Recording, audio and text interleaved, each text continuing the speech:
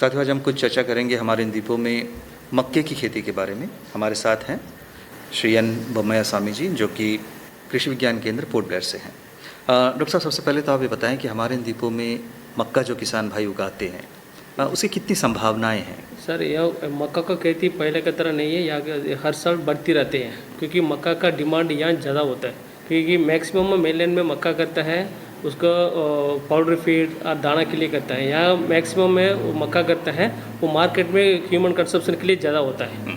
और एक ही साथ क्या है, मेनलैंड में मक्का का रेट कम रहता है, या मक्का का रेट हमेशा ज़्यादा रहता है। अभी देखिए 100 से 120 रुपये तक रहता है मक्का का 1 किलो बूटा का दाम।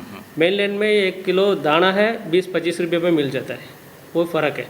इसलिए किसान भाई ने मक्का की खेती करने से ज़्यादा फायदा और लाभ उठा सकता है। अच्छा, तो हमारे इन द्वीपों में खासतौर पर जो दक्षिण अंडमान है, साउथ अंडमान के इलाका, यहाँ पे किसान भाई मक्के की खेती करते हैं, इंटरेस्टेड हैं?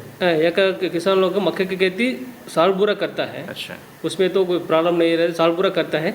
एक चीज़ क्या होता है, बारिश के समय अंडमान में तो बारिश की कमी नहीं है। मई महीना से लेके अक्टूबर नवंबर तक बारिश ज़्यादा रहता है। मक्का में एक ही प्रॉब्लम क्या है, वो बारिश के समय में फ्लावरिंग का वो पॉलिनेशन नहीं होगा। उसका वजह से क्या होता है, और मेल फ्लावर रहने के समय अचानक से बारिश आ गया, वो पोलन का बोरा निकल जाएगा। अच्छा, निकलने से क्या होगा, पॉलिनेशन, मक्का एक क्रॉस पॉलिनेटेड क्रॉप है।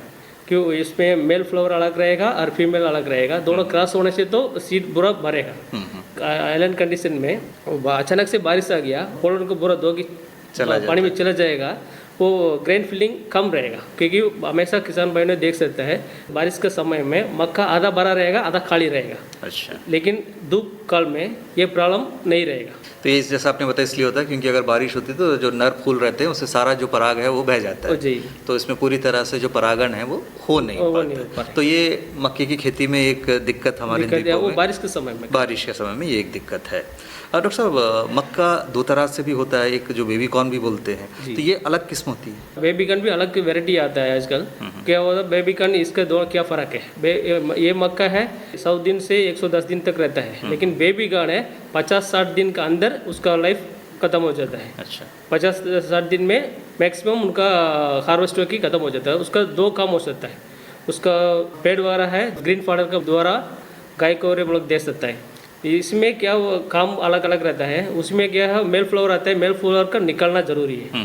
सपोज मेल फ्लावर निकलना हम लोग नहीं निकला, वो क्या है, वो दाना बन जाएगा। दाना बनने से उसका क्वालिटी कम हो जाएगा, इसलिए वो उसका निकलना।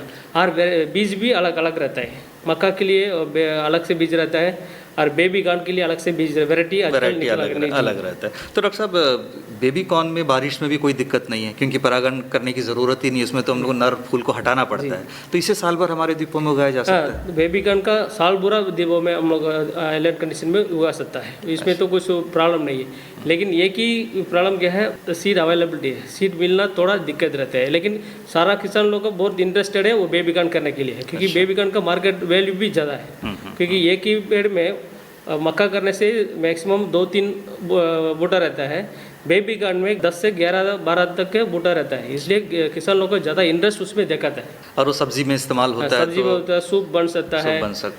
ज़्यादा से ज़्यादा वैल्यू एडिशन ज़्यादा होता है बेबी कॉर्न में। अच्छा, तो आप बता रहे हैं कि इसमें जो बीज मिलना यहाँ पर थोड़ा सा दिक्कत है, तो जो बेबी कॉर्न होता है इसका बीज मतलब आप लोगों के पास है, केवीके से देते हैं? नहीं, केवीके से नहीं, हम लोग को मेनलैंड से मंगा के देता है। मेनलैंड से गवर्नमेंट इंस्टीट्यूट है, नेशनल मेस रिसर्च इंस्टीट्यूट है, और TNU कोयम्बतूर से बीजा मिलता है, उससे हम लोग को मंगा के दे सकता है। तो जो मक्के का गाड़ने का समय जो है हमारे द्वीपों में अब तो निकल गया है, जो भुट्टे के लिए जो मक्का करते हैं, मेरे ख्याल से जब बारिश शुरू होता है तो किसान भाई इसकी बुआई करते हैं। तो अभी क्या देखभाल में क्या क्या बातें ध्यान में रखनी है? जो किसान भाई मक्का ऑलरेडी डाल चुके हैं खेत में, उन्हें किन किन बातों पर ध्यान देना होगा? अभी खेती में भी मक्का है, साउथ अंडमान में मक्का है, खेती में है, ध्यान देना है। उसमें क्या मैक्सिमम या बारिश के समय में एक खरपतवार की ज़्यादा तंग करता है, और न्यूट्रिएंट का मैनेजमेंट भी कर रहा है, क्योंकि मक्का है ज़्यादा ताकत लेने वाला पैदावार है, इसलिए उसको भी ध्यान देना है।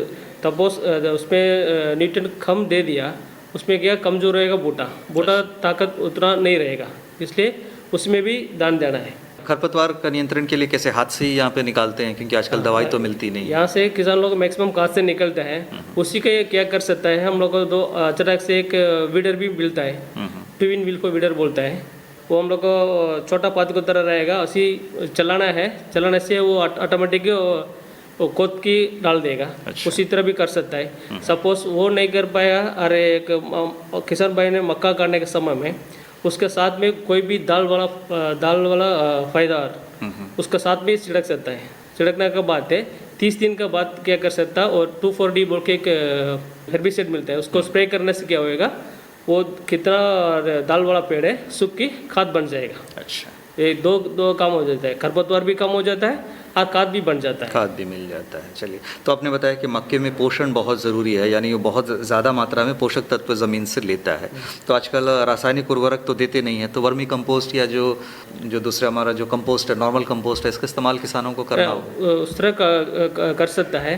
साथ ही मैक्सिमम किसान भाइयों तो बायो फर्टिलाइजर तो मिलता है। अच्छा, बायो फर्टिलाइजर है, एक एजोस्पेरलम है, एक पास्पोबैक्टीरिया है। ये क्या एजोस्पेरलम क्या है, नाइट्रोजन, यूरिया हम लोग खाद देता है, उसका काम करता है।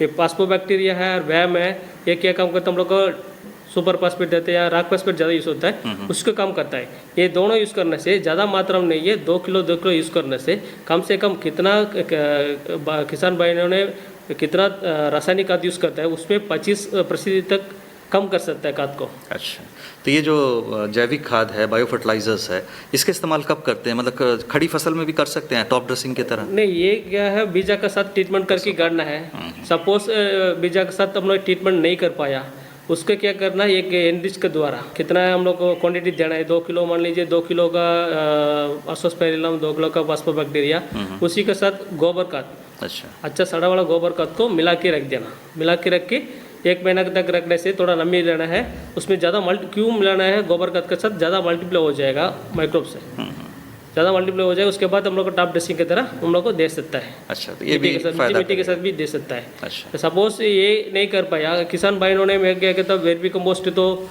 अपना घर में बना सकता है। नहीं उनसे तो अपना के पास कितना खाद रहता है, सड़ा वाला खाद है, उसी के साथ क्या है, मैक्सिमम किसान लोग यहाँ तो जिंदा बल्ली का कमी नहीं है। जिंदा बल्ली तो रीलिंग पत्ती बोलता है किसान ने, उसमें नाइट्रोजन का ताकत कच्चा मान लीजिए, कच्चा पत्ती में 30% तक रहता है, उसका ताकत नाइट्रोजन का ताकत रहता है। इसलिए क्या करना, उसी को कंपोस्ट बनाने के समय में वो काट के रखने से अपने आप से वो पत्ती पूरा गिर जाता है 2-3 दिन में। उसी को कहते हैं वो एनरिच हो जाएगा। अच्छा, ये भी एक तरीका है, इस तरह भी हम लोग कर सकता है। और वो कितना वेस्ट होता है उसको लेके कंपोस्ट बना के भी कर सकता है। कंपोस्ट बनाने के समय में मान लीजिए अभी यहाँ का बारिश के समय में थोड़ा बीमारी, वो सड़ने वाला बीमारी आता है, कुछ बीमारी वगैरह आता है, उससे कंट्रोल करने के लिए ट्राइकोडर्मा बोल के पाउडर मिलता है, वो पाउडर को लेके वो गोबर का साथ मिला के रखना है। उसके बाद खेती में देने से वो क्या है, तो सड़ता है, पेड़ वाला सड़ने वाला काम है वो भी रुक जाता है। चलिए, तो मक्के में जैसे आप सड़ने वाली बीमारी का आपने जिक्र किया, तो मक्के में यहाँ पर कीड़े बीमारी वगैरह ज़्यादा देखी गई है? यहाँ कीड़े अभी क्या होता, लास्ट 2-3 साल से एक फॉल आर्मीवार्म बोल के एक कीड़ा है, ये नया शुरुआत हुआ है, उसका पहले उतना नहीं था। ये 2-3 साल से ये जो ज़्यादा तंग करता है। उसके लिए क्या कर सकता है हम लोग का, तब हम लोग सुधाई करता है। उसमें क्या करता है, अच्छा धूप के समय में सुधाई करने से क्या कितना अंडा उंडा के मिट्टी में रहेगा, वो ऊपर आके वो सूख जाएगा, उसमें कंट्रोल कर सकता है। सपोज मान लीजिए हम लोग गाड़ने के समय में एसिड ट्रीटमेंट भी करके गाड़ सकता है। एक बेसलेस टुनिजेंसिस पाउडर मिलता है, मेटारेशियम मिलता है और बेवेरिया मिलता है, ये इसको लेके भी हम लोग कर सकता है। सपोज उसके साथ में मान लीजिए 1 किलो बीज के लिए 10 ग्राम तक यूज़ करके हम लोग का मर सकते हैं। 10 ग्राम बेवेरिया है और बेसलेस वाला है, उसके साथ 20 ml पानी मिला के थोड़ा हल्का से गम, क्योंकि उसको बीज में चिपकाने के लिए यूज़ करके वो ट्रीटमेंट कर भी कर सकता है। सपोज वो भी नहीं कर पाए, हम लोग को तो खाद देने के समय में ऑर्गेनिक खाद देता है, उसका खाद के साथ मिला के 1 महीना रखने के बाद भी खेती में भी दे सकता है। इस तरह दे सकता। सपोज ये भी मिला नहीं है, लाइट ट्रैप है, वो बत्ती चलाने से क्या होता है, रात शाम को समय में कीड़ा बहुत आता है, उसको लेके हम लोग कंट्रोल कर सकता है। सपोज ये भी एक फेरोमोन ट्रैप भी एक मिलता है, फेरोमोन ट्रैप भी लगा सकता है। 1 एकड़ के लिए 5 फेरोमोन ट्रैप 5 जगह में रखने से ये कंट्रोल कर सकता। सपोज वो भी थोड़ा दिक्कत है, वो नीला कलर का कपड़ा मिलता है, उसको काट के छोटा छोटा पीस काट के जगह में खेती में रख देना। वो क्या उसको कलर के लिए अट्रैक्शन होके वो कीड़ा जाएगा, उसके लिए हम लोग कंट्रोल कलेक्शन करके मार सकता है। अच्छा। सपोज ये भी है दिक्कत है, और खेती का चारों तरफ नाली लेके नाली में थोड़ा पानी भर के थोड़ा हल्का से और मिट्टी तेल डालने से उससे भी थोड़ा उसका मूवमेंट है कंट्रोल हो सकता है। अच्छा। ये कीड़ा कितना कतला है, एक रात में कम से कम 100 किलोमीटर भागने वाला है। अच्छा। हाँ। उतना दिक्कत का कीड़ा है, उतना नुकसान उतना कर सकता नुकसान करने वाला है, उसको आराम से कंट्रोल कर सकते हैं ये तरीका करके। जी हाँ। और बीमारी वगैरह कुछ खास दिखी? यहाँ को उतना ज़्यादा बीमारी नहीं आता है। आजकल बीमारी क्या है तो डाउनी मिल्ड्यू बीमारी मैक्सिमम आता है मक्का में। उसी का क्या आता है, डाउनी मिल्ड्यू रेसिस्टेंट बीजा भी आता है, वो उसको यूज़ कर सकता है। और सपोज स्टॉक राट बोलता है, उसको पत्ती मुंडी निकलने के समय वो सड़ जाता है, उसका भी उनका ट्राइकोडर्मा पाउडर का मिला के पानी में तो 1 लीटर का 4 ग्राम सब मिला के स्प्रे करने से भी कंट्रोल कर सकते हैं। अच्छी। और डॉक्टर साहब चलते चलते बेबी कॉर्न के बारे में आपसे जानना चाहेंगे कि जब जैसे आपने कहा बेबी कॉर्न तो साल भर उगाया जा सकता है, किसानों को अगर बीज मिलता है करते हैं तो उसमें डिटेसलिंग जैसे आपने बताया कि नर फूल निकालना एक बहुत इंपॉर्टेंट चीज़ होता है, तो ये कितने दिन के बाद करना चाहिए? वो नर फूल तब उसको निकलता है 4 दिन के अंदर उसको निकाल देना। नर फूल निकलने के 4 दिन के अंदर निकल देना, क्योंकि उसका लेट हो जाएगा, क्रॉस पॉलिनेशन हो जाएगा, क्योंकि वो पहले आएगा मेल नरफूल आएगा, उसके बाद ही में तो फीमेल फ्लावर आएगा।